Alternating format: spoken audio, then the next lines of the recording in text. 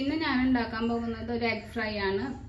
അതിന് വേണ്ടിയിട്ട് ഞാനിവിടെ 1 ടീസ്പൂൺ കുരുമുളക് എടുത്തിട്ടുണ്ട്, പിന്നെ 1 ടീസ്പൂൺ പെരിഞ്ജീരകം, കുറച്ച് കറിവേപ്പില, പിന്നെ ഒരു ചെറിയൊരു തക്കാളി എടുത്തിട്ടുണ്ട്, പിന്നെ 3 അല്ലി വെളുത്തുള്ളി എടുത്തിട്ടുണ്ട്, ഒരു വലിയ സവാള എടുത്തിട്ടുണ്ട്, പിന്നെ 4 മുട്ട പൊട്ടിച്ച് വെച്ചിട്ടുണ്ട്.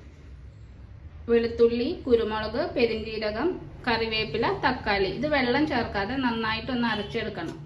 ഈ എഗ് ഫ്രൈ കുറച്ച് ഡിഫറെൻ്റ് ആയിട്ടുള്ളൊരു എഗ് ഫ്രൈ ആണ്. അത് കാരണം ഇതെല്ലാം ഒന്ന് നന്നായിട്ടൊന്ന് അരച്ചെടുക്കണം. വെള്ളം ചേർക്കാതെ വേണം അരച്ചെടുക്കാൻ. ടൊമാറ്റോയുടെ വെള്ളമുള്ള കാരണം അത് നന്നായിട്ട് അരഞ്ഞ് കിട്ടും. ഇനി വെള്ളം ആവശ്യമാണെങ്കിൽ കുറച്ച് വെള്ളം ഒഴിക്കാം. അപ്പം ഞാനിത് അരച്ചിട്ട് കൊണ്ടുവരാം. മസാല തയ്യാറായിട്ട് ഞാനിത് നന്നായിട്ട് അരച്ചെടുത്തിട്ടുണ്ട്. ഇനി ഉണ്ടാക്കാൻ തുടങ്ങും. പാൻ ചൂടാക്കാൻ വെച്ചിട്ടുണ്ട്. അതിലേക്ക് വെളിച്ചെണ്ണ ഒഴിച്ചു കൊടുക്കാം. ഞാൻ ഇവിടെ വെളിച്ചെണ്ണയിലാണ് ഉണ്ടാക്കുന്നത്. ആവശ്യത്തിനുള്ള വെളിച്ചെണ്ണ ഒഴിച്ചു കൊടുക്കാം. ചൂടായിട്ട് അതിലേക്ക് നീളത്തിൽ അരിഞ്ഞു വെച്ച സവാള ഇട്ട് കൊടുക്കാം. ഇനി ഇതൊന്ന് വഴറ്റാം. സവാളയൊക്കെ ഒന്ന് സോഫ്റ്റ് ആവണ വരെ ഒന്ന് വഴറ്റാം. അപ്പോൾ സവാളയൊക്കെ ഒന്ന് വഴന്നു വന്നിട്ടുണ്ട്. ഇനി ഇതിലേക്ക് അരച്ചു വെച്ച മസാല ഇട്ട് കൊടുക്കാം. അരച്ചു വെച്ച മസാല ഒഴിച്ചു കൊടുക്കാം. എന്നിട്ട് എണ്ണ ഒന്ന് തെളിയണത് വരെ ഒന്ന് വഴറ്റിയെടുക്കാം.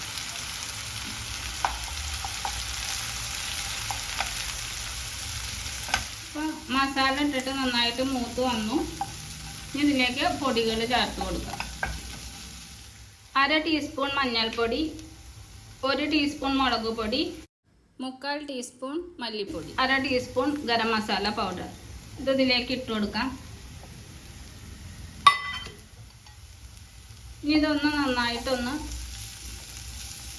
മൂപ്പിച്ചെടുക്കാം. ആവശ്യത്തിനുള്ള ഉപ്പിട്ട് കൊടുക്കാം. ഉപ്പിട്ടിട്ട് നന്നായിട്ടൊന്ന് മിക്സ് ചെയ്യാം. എന്നിട്ട് ഇതിലേക്ക് മുട്ട ചേർത്ത് കൊടുക്കാം. ഇതിലേക്ക് മുട്ട ഒഴിച്ച് കൊടുക്കാം.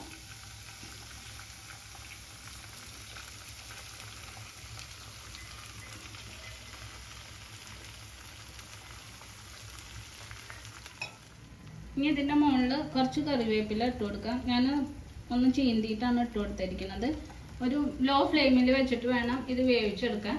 ഇനി ഇതൊന്ന് ഇളക്കിയിട്ടൊന്ന് വേവിച്ചെടുക്കാം.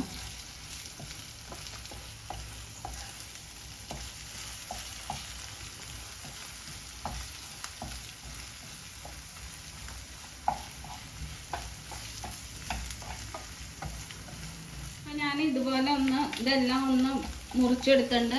ഇനിയിപ്പോൾ ഉപ്പുണ്ടോ നോക്കിയിട്ട്, ഉപ്പില്ല വെച്ചാൽ ഉപ്പിടാം. എരിവ് വേണമെങ്കിൽ അതിൻ്റെ മുകളിൽ കുറച്ച് കുരുമുളക് പൊടിയും കൂടി വെതറി കൊടുക്കാം.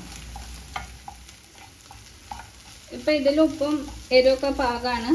അപ്പോൾ ഇത് തയ്യാറായിട്ടുണ്ട്. ഇത് വേണമെങ്കിൽ ലഞ്ചായിട്ട് കഴിക്കാം, ബ്രേക്ക്ഫാസ്റ്റ് ആയിട്ട് കഴിക്കാം, ചോറിൻ്റെ കൂടെ കഴിക്കാം. അപ്പോൾ എല്ലാവരും ഉണ്ടാക്കി നോക്കണം. ഇഷ്ടപ്പെട്ടാൽ ലൈക്ക് ചെയ്യണം, ഷെയർ ചെയ്യണം, സബ്സ്ക്രൈബ് ചെയ്യണം. Thanks for watching.